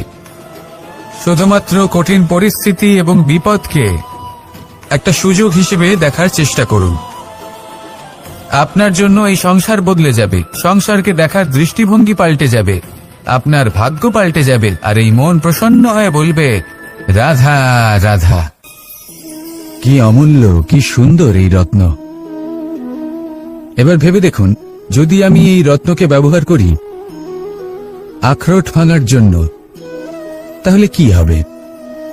বা ভেবে দেখুন, এই রত্ন নিয়ে আমি যদি বন্ধুদের সাথে খেলা করতে শুরু করে দিই, তাহলে কি হবে? আপনি তো হাসবেন আমার ওপর। আপনি বলবেন, এত অমূল্য একটা রত্ন, এর দ্বারা কত দুঃখ দূর করা সম্ভব। এই মূল্যবান রত্নের আমি অপব্যবহার করছি। একদম ঠিক বলেছেন, আমি মেনে নিচ্ছি। মূল্যবান বস্তুর অপব্যবহার করা অনুচিত, কিন্তু আপনিও তো তাই করছেন, তাই না? ভেবে দেখুন, মানুষ এই সংসারের সর্বশ্রেষ্ঠ প্রাণী, আর মানুষের এই শরীর সব থেকে মূল্যবান রত্ন। এবার এর সাথে আপনি কি করছেন? অপব্যবহার করছেন না, নিজের স্বাস্থ্যের যত্ন নিচ্ছেন না, আপনি অনুচিত পথে চলছেন শুধুমাত্র ধন অর্জন করার জন্য, পাপ কাজ করছেন, কি না করছেন? এটা অপব্যবহার নয়? ভেবে দেখুন, আমরা এই মানব শরীরের সাথে কি করতে পারি। যদি এর আমরা সদ্ব্যবহার করি, তাহলে অনন্ত পুণ্য অর্জন করতে পারি, যার দ্বারা শুধুই নিজেকে নয়, বরং আমাদের আশেপাশের সকলকে সন্তোষ প্রদান করতে পারি। তাই সংকল্প নিন, এটাই যে মানব শরীরের আমি সদ্ব্যবহার করব, পুণ্যের পথে চলব, সকলের মঙ্গলের জন্য, সকলের প্রসন্নতার জন্য। এই কর্ম করুন, এই পথে চলতে থাকুন। এই মন সন্তোষ বোধের সাথে বলবে, রাধা রাধা। এই সংসারের সব থেকে বড় শক্তি আসলে কি? দৈহিক শক্তি, ভৌতিক শক্তি, রাজনৈতিক শক্তি, স্বর্ণের শক্তি, বিদ্যার শক্তি নাকি মায়ার শক্তি, ভক্তির শক্তি নাকি নিরাশক্তির শক্তি? এই সংসারের সব থেকে বড় শক্তি হল হাসি মুখের। যদি আপনি এবং আমি এমন কোন সময় হাসতে পারি যেখানে মুখে হাসি আসা প্রায় অসম্ভব, তাহলে বিশ্বাস করুন এই সংসারে কেউ আপনাকে ভাঙতে পারবে না। এটা কিছুটা সেই রেশমের কীটের মতো, যে চারিদিক থেকে নিজেকে ঢেকে রাখে একটা খোলসের মধ্যে থাকে, কিন্তু জীবিত থাকে। এই হাসি মুখ এটা শুধুমাত্র একটা আবেগ নয়, এটা সংসারের যে কোনো অভাব দূর করে। অভাব আশার, অভাব বিশ্বাসের। এই হাসি আপনার অন্তরে আশার আলো জাগ্রত করে আর এই সংসারের হতাশা দূর করে দেয়। তাই কঠিন থেকে কঠিনতর পরিস্থিতিতেও মুখে হাসি বজায় রাখুন। এই শক্তি আপনার থেকে কেউ কাটতে পারবে না। আর যদি আপনার কাছে এই শক্তি থাকে, তাহলে অন্য কোনো শক্তি আপনাকে বাধা দিতে পারবে না। তাহলে হাসুন আর আমার সাথে ভালোবেসে বলুন, রাধা রাধা। ভীষ্ম একটা মহান নাম, দেবী গঙ্গার সুপুত্র। স্বয়ং বৃহস্পতি এবং পরশুরাম ছিলেন ওনার শিক্ষাগুরু। অত্যন্ত মহান যোদ্ধা ছিলেন, কিন্তু এই মহান যোদ্ধা ইনি ইতিহাসে আজ পর্যন্ত সেই সম্মান পেলেন না যার উনি যোগ্য ছিলেন। কারণ নির্বাচন। রাজ সিংহাসনের সেবা করার প্রতিজ্ঞা নিয়েছিলেন উনি। এবার রাজ সিংহাসনে যেই বসুক না কেন, তার সেবা করা, তার প্রত্যেক আদেশ পালন করা, এটাই ছিল ওনার প্রতিজ্ঞা। তা সেই ব্যক্তি উচিত হোক বা অনুচিত, সে উচিত পথে চলুক বা অনুচিত পথে চলুক, সুপাত্র হোক বা কুপাত্র, উনি তার সেবা করতে থাকলেন, তার প্রত্যেক আদেশ পালন করতে থাকলেন, নিজের প্রতিজ্ঞা পালন করতে থাকলেন। ধৃতরাষ্ট্র নেত্রহীন অবশ্যই ছিলেন, কিন্তু এতটাও নেত্রহীন ছিলেন না যে উনি প্রজাদের চোখের জল, ধর্ম অধর্ম দেখতে পাবেন না। উনি সব বুঝতে পারতেন। আর এদিকে ভীষ্ম নিজে প্রতিজ্ঞাবদ্ধ হয়েছিলেন। দুর্যোধন অনুচিত পথে চালিত হচ্ছিল, তাও উনি তাকে সঙ্গ দিতে থাকলেন। আর পরিণামস্বরূপ আজ পর্যন্ত ইতিহাসে উনি সেই স্থান পেলেন না, সেই সম্মান পেলেন না যার যোগ্য উনি ছিলেন। যদি আপনি কোনো প্রতিজ্ঞা করে থাকেন, তা সে যতই কোনো উচিত কারণের জন্য হোক না কেন, যদি আস্তে আস্তে সময়ের সাথে সেই প্রতিজ্ঞা আপনাকে অনুচিত পথে চালিত করে অধর্মের পথে নিয়ে যায়, পাপের পথে নিয়ে যায়, তাহলে সেই প্রতিজ্ঞা ভঙ্গ করা অত্যন্ত আবশ্যক। সময় অনুসারে নিজেকে বদলানো আবশ্যক, নয়তো এই প্রতিজ্ঞা আপনাকে দিয়ে পাপ কর্ম করাবে, কুকর্ম করাবে, আর আপনার বিনাশের কারণ হবে। আসুন আমার সাথে ভালোবেসে বলুন, রাধা রাধা। আমার দাদা আমাকে অনেকবার বলেছেন, কানাই তুমি তো স্বয়ং নারায়ণ, তুমি এক তড়িতেই সবকিছু এমনি ঠিক করে দাও না কেন? এবার দাদাকে কি করে বোঝাবো? আচ্ছা, আপনি নিজেই ভেবে দেখুন, সিংহকে জঙ্গলের রাজা বলা হয়, কিন্তু সিংহ শুধুমাত্র তার ইচ্ছে প্রকাশ করলেই কোনো হরিণ কি নিজেই হেঁটে তার কাছে আসবে? নিজেই কি রাজি হয়ে যাবে তার আহার হওয়ার জন্য? না, কখনোই না। যে কোনো কাজকে সফল করে তোলার জন্য আপনাকে চেষ্টা করতে হবে, পরিশ্রম করতে হবে, যাতে সেই কাজ ভালোভাবে সম্পন্ন হয়। শুধু ইচ্ছে দিয়েই কোনো কার্যসিদ্ধি হবে না। ইচ্ছে থেকে স্বপ্ন তৈরি হয়, তবে সেইগুলো সফল করতে গেলেও আপনাকে পরিশ্রম তো করতেই হবে। মনে করুন আপনার ইচ্ছে হলো খেতে, আর কোনো দয়ালু ব্যক্তি এসে আপনার সামনে খাবার রেখে দিল, তাও তা খেতে গেলে পরিশ্রম আপনাকেই করতে হবে। যদি ভালোবাসার ইচ্ছে থাকে তাহলেও নিঃস্বার্থ নিষ্পাপ মনে ভালোবাসি। দেখুন, আপনি স্বপ্নে অবশ্যই উঠতে পারেন, কিন্তু এই পৃথিবীতেই আপনাকে বেঁচে থাকতে হবে। আর যদি এই ধরিত্রীতে আপনি এগিয়ে যেতে চান, তাহলে এই ভূমিকে পা দিয়ে আপনাকে পিছনে ঠেলতেই হবে। রাধা রাধা। কিছু শেখা অত্যন্ত গুরুত্বপূর্ণ। এবার কি কি শিখতে হবে সেই সব শেখানোর জন্য অনেক শিক্ষক রয়েছেন, কিন্তু কি শিখবেন না আর কি করবেন না এটা আমাদের নিজের অভিজ্ঞতা দিয়ে শিখতে হয়। কিন্তু তার মানে এটা নয় যে যদি আপনাকে শিখতে হয় যে আগুনের তাপ কতটা, আপনাকে আগুনের মধ্যে হাত দিতে হবে। না, অন্য কারোর অভিজ্ঞতা দ্বারাও শিখতে পারেন। প্রশ্ন শুধুমাত্র একটাই যে আপনি কি শিখতে চান নাকি চান না।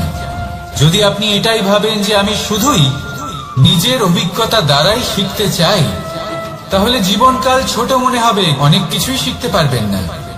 তাই নিজের সাথে সাথে বড়দের অভিজ্ঞতা দ্বারাও শেখা শুরু করে দিন। এই সংসারের অভিজ্ঞতা দ্বারা শিখতে শুরু করে দিন। আর এটা নিশ্চিত রূপে শেখা আবশ্যক যে কখন কি করবেন না, কোথায় থামতে হবে আর কোথায় থামবেন না। তাহলে আসুন আর আমার সাথে ভালোবেসে বলুন, রাধা রাধা।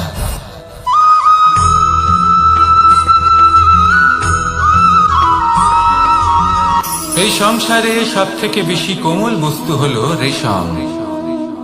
এই রেশম এতটাই কোমল হয় যে এর পুরো একটা থান শুধুমাত্র একটা হাতে ধরা সম্ভব। কখনো ভেবে দেখেছেন এই রেশম কিভাবে হয়?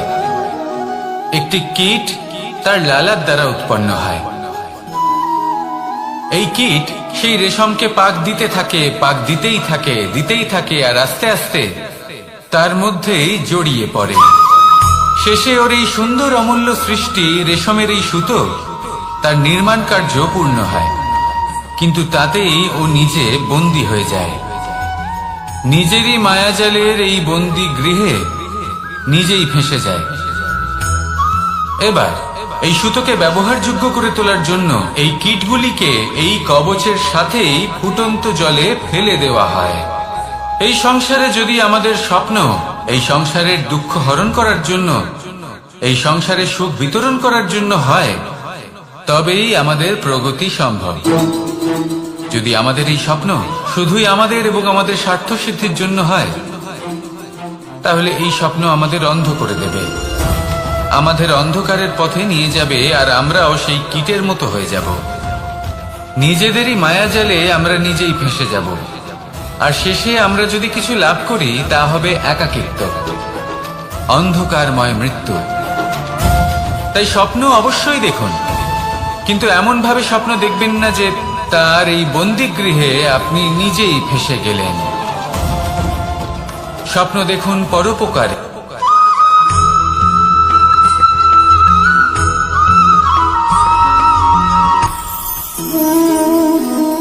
শক্তি এক অত্যন্ত বিচিত্র বস্তু, বা বলতে পারেন অনুভূতি।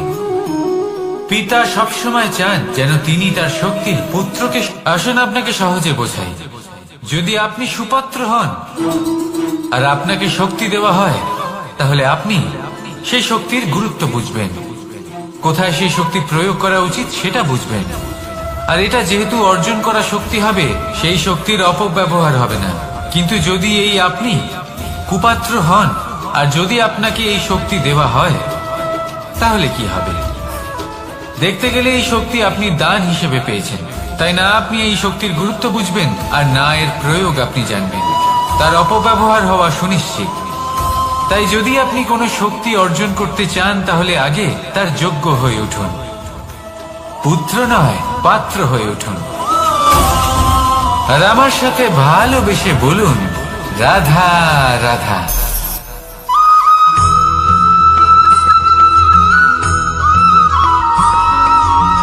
এই সংসারে প্রত্যেক মানুষ এটাই চান যে তিনি যেন ধনবান হন, আর্থিক অবস্থা তার ভালো থাকে, ওনার বাড়িতে লক্ষ্মীর আগমন হয়। কিন্তু সেটা হবে কি করে, সেটাই হলো প্রশ্ন। কেউ বলেন যে যদি পরিশ্রম করো তাহলে ধন অর্জন সম্ভব, কেউ বলেন যে যদি বিদ্যা লাভ হয় তবেই ধন অর্জন সম্ভব, কেউ বলেন যে যদি বলশালী হও তবেই সম্পন্ন থাকবে। ভালো কথা, যদি তাই হয়ে থাকে, তবে দিনমজুর সারা দিন পরিশ্রম করেন, তিনি কেন ধনী হন না? অনেকজন বিদ্বান মানুষ আছেন এই সংসারে, তারা কেন ধনবান হন না? অনেক সংখ্যক বলশালী ব্যক্তি আছেন, তাদের কাছে ধন নেই কেন?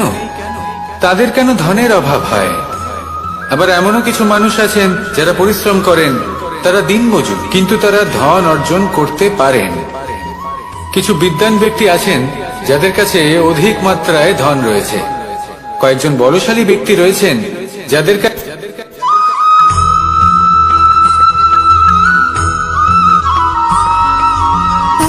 সুখ, দুঃখ এবং শক্তি, এই তিন হলো এই সংসারের ত্রিদেবের মতো। আমাদের জীবনে যা কিছু ঘটছে এই তিনটির ভিত্তির উপরেই হচ্ছে। আসলে এই সংসারের একটা নিয়ম আছে, যখনই আপনি কিছু লাভ করেন এই সংসার আপনার পরীক্ষা নেয়। এটা জানার জন্য আপনার পরীক্ষা নেয় যে আপনি যা কিছুই লাভ করেছেন আপনি কি আদৌ সেটার যোগ্য কিনা। ঠিক সেইভাবেই এই সুখ, দুঃখ এবং শক্তি আপনার পরীক্ষা নিয়ে থাকে। যখন সুখ আসে তখন সে আপনার পরীক্ষা নেয় যে আপনার মধ্যে অহংবোধ জাগ্রত হয়নি তো। যদি অহংবোধ চলে আসে তাহলে সুখ সেখানেই সঙ্গ ত্যাগ করে। দুঃখ আপনার ধৈর্যের পরীক্ষা নিতে থাকে, আর যদি আপনার মধ্যে ধৈর্য না থাকে তাহলে এটা আপনাকে আরো বেশি দুঃখের গভীর অন্ধকারে ঠেলে দেবে। সেখানে শক্তি পরীক্ষা নেয় আপনার বিনম্রতার।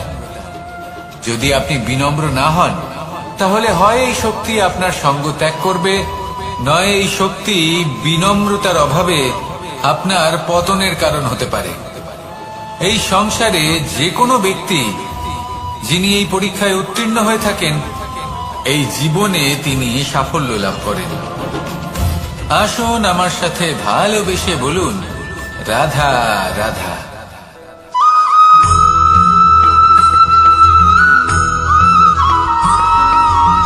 পঞ্চতত্ত্বের মধ্যে দ্বিতীয় তত্ত্ব হল ধরণী, ভূমি, যাকে আমরা ধরণী মাতা বলি।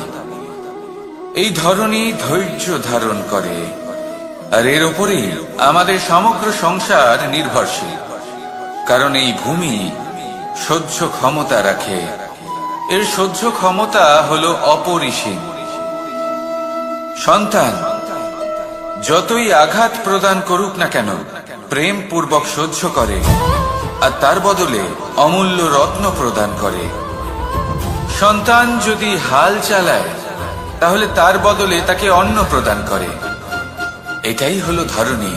এবার এর থেকে আমরা কি শিক্ষা পেতে পারি?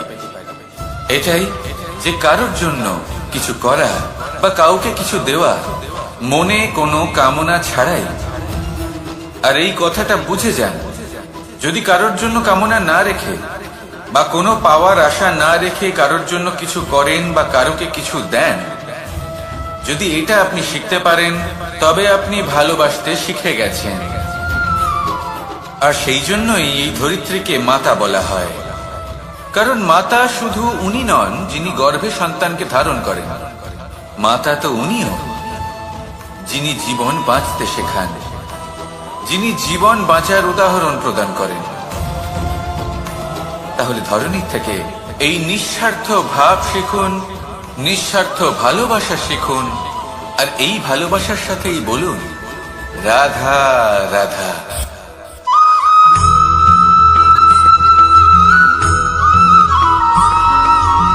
মানুষ জন্মগ্রহণ করে, তার সাথে ভয়েরও জন্ম হয়। ছোটবেলা থেকেই আমাদের মনে কোনো না কোনো প্রকারের ভয় থেকেই যায়। কেউ এই বিষয়ে ভয় পায় যে তার কোনো বস্তু তার থেকে দূরে চলে যাবে, কেউ এই বিষয়ে ভয় পায় যে আমি নিজেকে হারিয়ে ফেলব, কেউ এই ভেবে ভয় পায় যে আমার প্রিয়জনেরা তারা যেন আমার থেকে দূরে না চলে যায়। কেউ এই ভেবে ভয় পায় যে আমরা যেন পথ না হারিয়ে ফেলি, আদি ইত্যাদি। কিন্তু সত্যি কথা বলতে ভেবে দেখুন, এই ভয় বাস্তবে কি? শুধুই একটা মনস্থিতি, আর কিছুই নয়। যা কিছু আপনি জীবনে পেয়েছেন তা একদিন আপনাকে হারাতে হবে। এই জীবন হলো আপনারই, কিন্তু তাও একদিন সমাপ্ত হবে। তাই ভয় পেয়ে কি লাভ? এই ভয় শুধু আপনাকে জীবন যাপন করা থেকে বাধা দিচ্ছে, আর কিচ্ছু নয়। পথ হারিয়ে ফেললেই বুঝতে পারবেন যে নতুন পথ কিভাবে বানাতে হয়। কিছু মানুষকে জীবন থেকে হারালে তবেই আপনি বুঝবেন যে আপনার আপনজনকে। এই ভয়ের কারণে ভীত হয়ে থাকবেন না। এই তারা নক্ষত্র অন্ধকারের অভাবে গুরুত্ব হারায়। শিবকেও মহাদেব হওয়ার জন্য বিষ পান করতে হয়েছিল। প্রত্যেক পরিস্থিতি, প্রত্যেক সাফল্য আপনার পরীক্ষা নেবে। তাতে উত্তীর্ণ হওয়া হলো আপনার কর্ম। যখনই আপনি ভয় পাবেন বা সংকটের সম্মুখীন হবেন, তখন সাহসের সাথে তার সম্মুখীন হন। মনে রাখবেন, যে সম্মুখীন হতে জানে সাফল্য তার সাথে সবসময় থাকে। আসুন আর আমার সাথে ভালোবেসে বলুন, রাধা রাধা।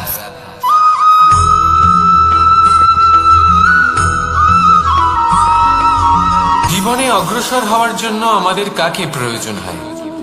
মাতা পিতা, বন্ধু, প্রেম, সাহায্য, অর্থ, পরিশ্রম, আশা। ভিন্ন ভিন্ন মানুষ ভিন্ন ভিন্ন বিকল্প চয়ন করে। যদি আমি আপনাকে বলি, তাহলে জয় আর পরাজয়ের মন্ত্র দুটো শব্দের উপর নির্ভর করে, মেনে নেওয়া আর দৃঢ় হওয়া। যদি মেনে নেন তাহলে হেরে যাবেন, যদি দৃঢ় হন তাহলে নিশ্চিত রূপে জয়ী হবেন। যদি কখনো আপনি ক্লান্ত হয়ে ওঠেন, আপনি দুঃখী হন, পুরোপুরি ভেঙে পড়েছেন, তখন মেনে নেবেন না যে আপনি ভেঙে পড়েছেন, নয়তো হেরে যাবেন। তখন উল্টে স্থির করবেন যে যাই হয়ে যাক না কেন, আমি জয়ী হবই। আর আপনি দেখবেন যে জয় নিশ্চিত রূপে আপনার কাছেই আসবে। তাহলে এই কথা মনে রাখবেন আর আমার সাথে ভালোবেসে বলবেন, রাধা রাধা।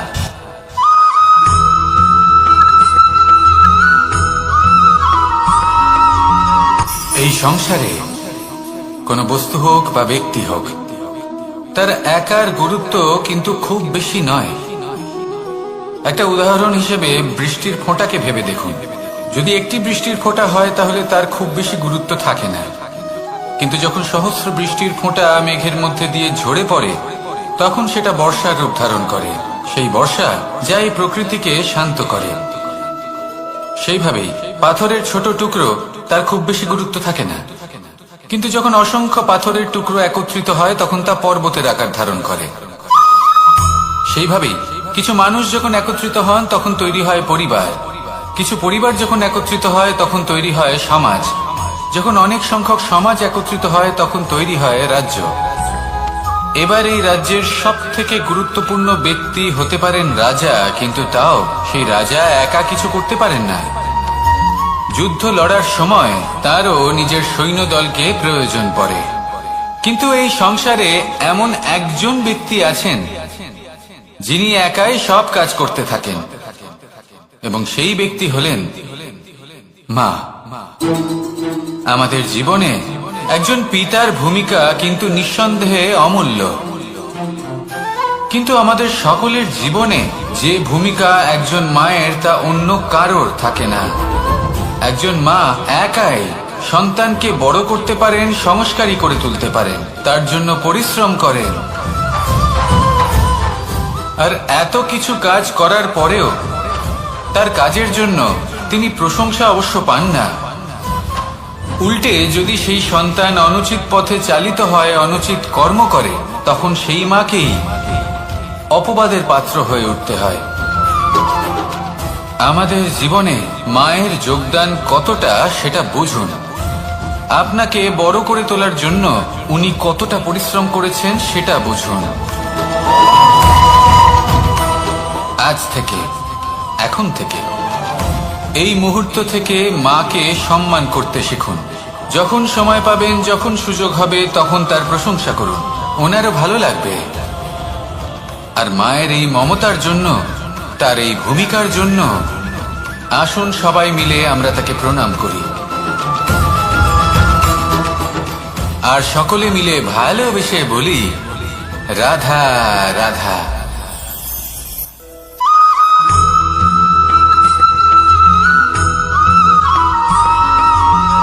এই সংসারের সব থেকে গুরুত্বপূর্ণ তত্ত্ব কোনটা?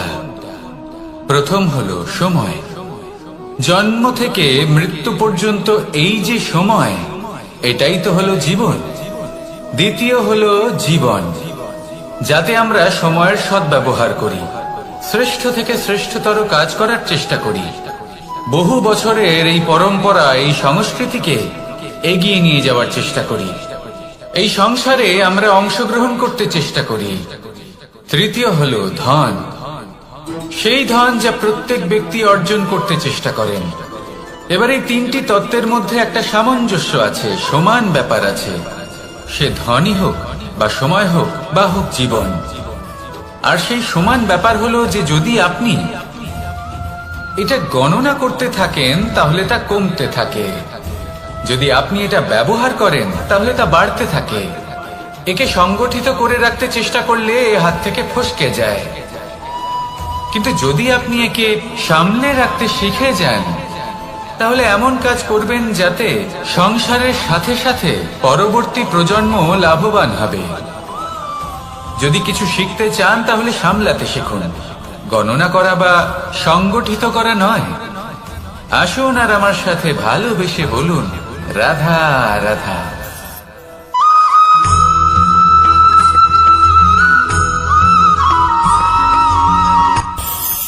এই সংসারে আমরা প্রকাশ কোথা থেকে পাই?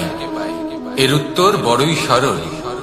ভোরে যখন সূর্যোদয় হয় তখন প্রকাশের কিরণ আমাদের ঘরে এসে পৌঁছয়, এইভাবেই আমরা প্রকাশ লাভ করি। এবার এই প্রকাশের আলোতেই আমরা সারাদিনের কাজ সম্পন্ন করি।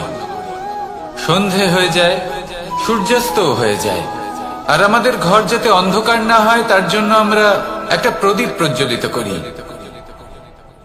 এটাই ঘটে আমাদের জীবনেও।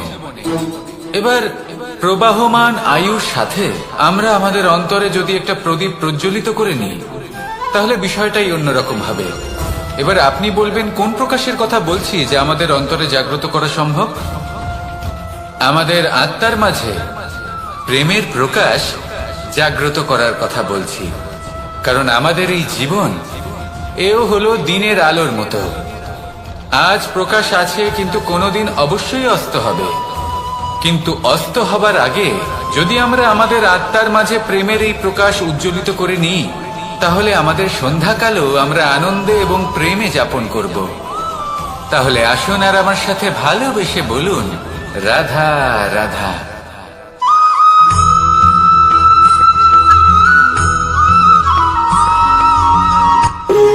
যখন মানুষের মৃত্যু হয় তখন কি হয়? অনেক সংখ্যক মানুষ শোক পালন করতে চলে আসেন। যে ব্যক্তি মৃত্যু লাভ করেছেন তার অনেক বস্তু থাকে যেগুলো তার প্রিয়, যেগুলো তিনি ব্যবহার করেছেন। তার শয্যা, তার বস্ত্র, তার আভূষণ সবকিছু তার থেকে বিচ্ছিন্ন করা হয় এবং খালি হাতে তাকে শ্মশানের উদ্দেশ্যে রওনা করা হয়।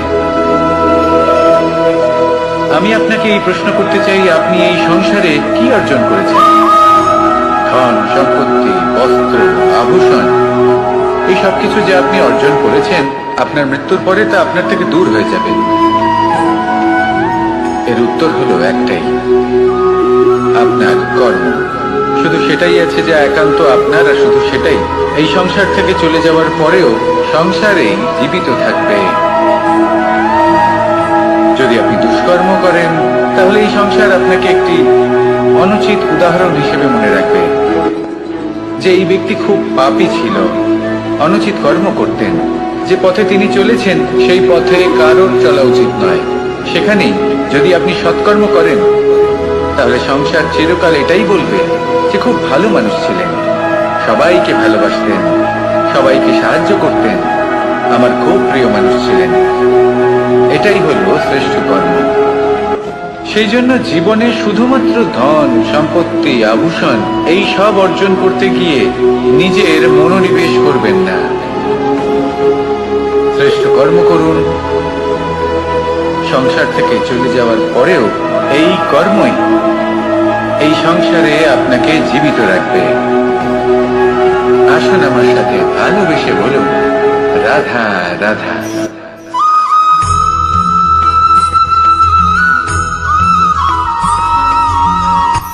এই সংসারে সাফল্য লাভ করার জন্য জ্ঞানের প্রয়োজন হয়, পরিশ্রমের প্রয়োজন হয়, দৃঢ় নিষ্ঠার প্রয়োজন হয়, নিরন্তর চেষ্টা করা প্রয়োজনীয়।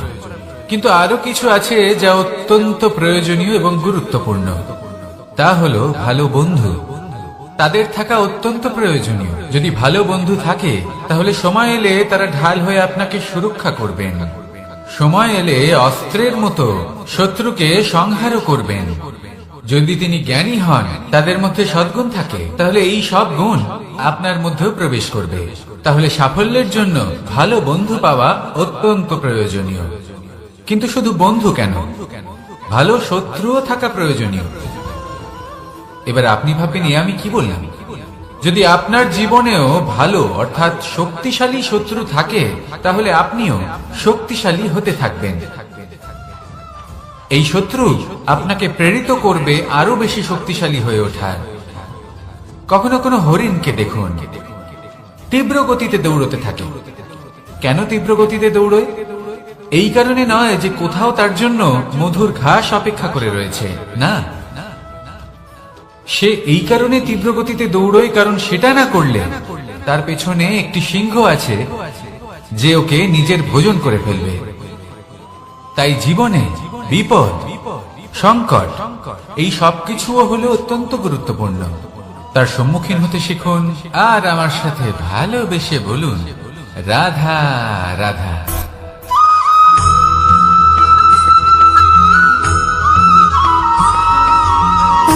সুখ, দুঃখ এবং শক্তি, এই তিন হলো এই সংসারের ত্রিদেবের মতো। আমাদের জীবনে যা কিছু ঘটছে এই তিনটির ভিত্তির উপরেই হচ্ছে। আসলে এই সংসারের একটা নিয়ম আছে।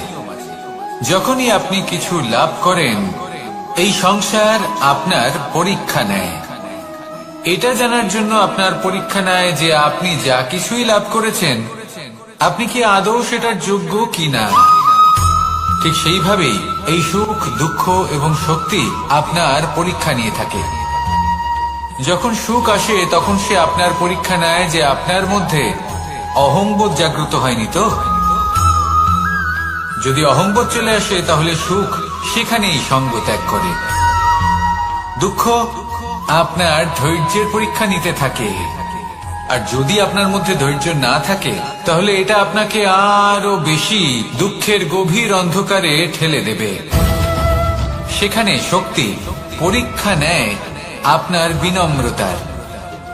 যদি আপনি বিনম্র না হন তাহলে হয় এই শক্তি আপনার সঙ্গ ত্যাগ করবে, নয় এই শক্তি বিনম্রতার অভাবে আপনার পতনের কারণ হতে পারে। এই সংসারে যে কোনো ব্যক্তি যিনি এই পরীক্ষায় উত্তীর্ণ হয়ে থাকেন, এই জীবনে তিনি সাফল্য লাভ করেন।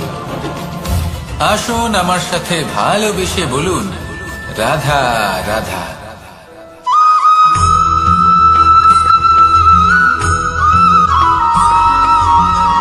পুরুষার্থ। শাস্ত্রে 4 ধরনের পুরুষার্থের কথা বলা হয়েছে। প্রথম হলো ধর্ম। আপনি কি জানেন এই ধর্ম আসলে কি? আপনার কি মনে হয় ধর্ম আসলে কি? কোনো বিশেষ ঈশ্বরকে মানাই কি ধর্ম বলা হয়? নাকি কোনো বিশেষ রীতি পালন করাই হলো ধর্ম? নাকি কোনো বিশেষ সাহিত্যকে সর্বশ্রেষ্ঠ মনে করাই হলো ধর্ম? না, ধর্ম হলো সেটা যাকে ধারণ করা যেতে পারে। আর ধারণ শুধু সেটাই করা যায় যা পবিত্র।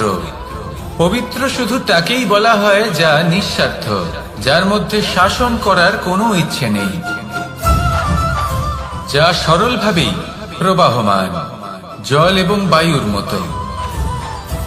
যখন কোনো ব্যক্তি ধর্মকে ধারণ করেন এবং সেই ধর্ম সেই ব্যক্তিকে রক্ষা করে, তখন তাকে ধর্ম বলা হয়। ধর্ম যা রক্ষা করে অহংকার থেকে, খারাপ চিন্তার হাত থেকে। সেই জন্য পুরুষার্থ গড়ে তোলার আগে, ধর্ম পালন করার আগে ধর্মের প্রকৃত অর্থ কি সেটা বুঝে নিন। এটা জেনে রাখুন যে সমস্ত ধর্মের আধার, সমস্ত ধর্মের ভিত শুধুমাত্র ভালোবাসা। আসুন আর এই ভালোবাসার সাথেই বলুন রাধা রাধা।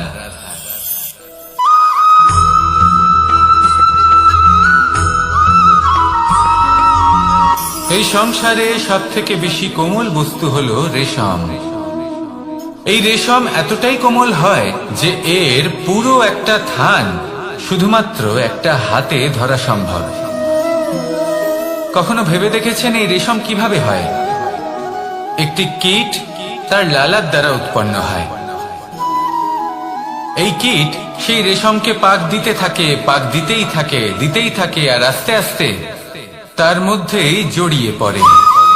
শেষে ওর এই সুন্দর অমূল্য সৃষ্টি রেশমের এই সুতো, তার নির্মাণ কার্য পূর্ণ হয়। কিন্তু তাতেই ও নিজে বন্দী হয়ে যায়।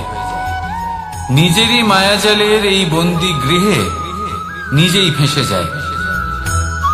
এবার এই সুতোকে ব্যবহারযোগ্য করে তোলার জন্য এই কীটগুলিকে এই কবচের সাথেই ফুটন্ত জলে ফেলে দেওয়া হয়। এই সংসারে যদি আমাদের স্বপ্ন এই সংসারের দুঃখ হরণ করার জন্য, এই সংসারে সুখ বিতরণ করার জন্য হয়, তবেই আমাদের প্রগতি সম্ভব। যদি আমাদের এই স্বপ্ন শুধুই আমাদের এবং আমাদের স্বার্থ সিদ্ধির জন্য হয়, তাহলে এই স্বপ্ন আমাদের অন্ধ করে দেবে, আমাদের অন্ধকারের পথে নিয়ে যাবে, আর আমরাও সেই কীটের মতো হয়ে যাব।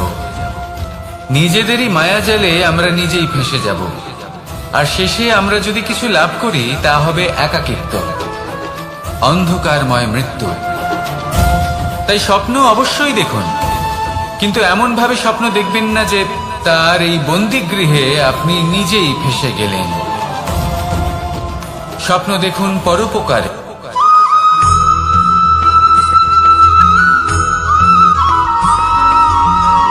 কেউ বলে জীবন খুব ক্ষণস্থায়ী, কেউ বলে জীবন হলো একটা সুন্দর স্বপ্নের মতো, আবার কেউ বলবে জীবন হলো এক কঠোর সত্য। কিন্তু জীবন আসলে কি? জীবন হলো আপনারই প্রতিবিম্ব, একটা দর্পণ। অর্থাৎ আপনি জীবনকে সেইভাবেই পাবেন যেরকম আপনি নিজেকে প্রতিপন্ন করবেন। যদি আপনি দর্পণের দিকে তাকিয়ে হাসেন, তাহলে আপনি সামনে হাসি মুখী দেখতে পাবেন। এবার যদি আপনি গম্ভীর হয়ে থাকেন, তাহলে আপনি একজন রুষ্ট ব্যক্তি দেখতে পাবেন। শেষে সব থেকে বেশি গুরুত্বপূর্ণ হলো আপনার চেষ্টা। আপনাকে সবসময় চেষ্টা করতে হবে যাতে আপনি নিজেকে প্রসন্ন এবং ইতিবাচক মনোভাবে রাখেন। এটা হলো আপনারই উত্তরদায়িত্ব, তাকে পালন করুন। এই মনকে প্রসন্ন রাখুন, এই সংসারকে সুন্দর বলে মনে হবে, আর এই মন প্রসন্ন হয়ে বলবে রাধা রাধা।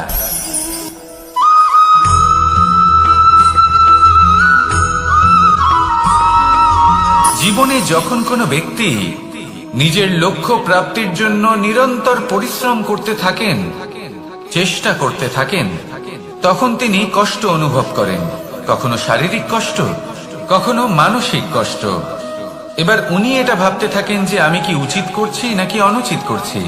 কারণ অন্যদিকে এমন একজন ব্যক্তিও আছেন যিনি একদমই পরিশ্রম চেষ্টা করছেন না। তিনি মদিরা পান করেন, বিলাসিতায় জীবন কাটান, অলস প্রকৃতির হয়ে ওঠেন, নিদ্রাতে বিলীন হয়ে থাকেন আর ভাবেন যে তিনি সুখ লাভ করছেন। কিন্তু এরকম কেন হয়? কারণ যখন আমরা সৎ পথে থাকি, উচিত পথে চলি, লক্ষ্য প্রাপ্ত করার জন্য চেষ্টা করতে থাকি, তখন আমাদের ভেতরে থাকা নেতিবাচক শক্তি এবং পাপ এই দেহকে ত্যাগ করে দেয়।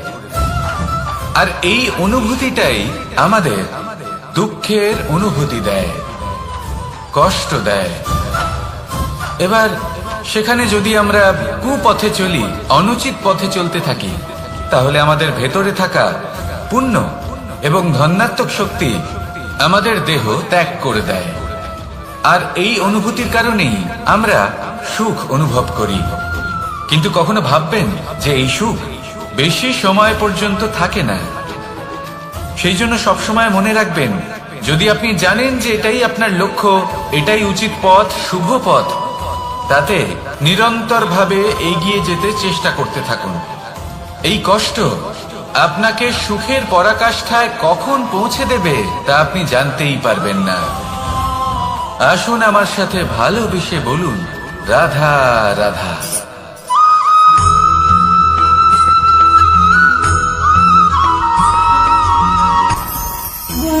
ভোজন। এবার ভোজন সংগ্রহ করার জন্য মানুষ কি না করেন, সব সময় চেষ্টা করতে থাকেন।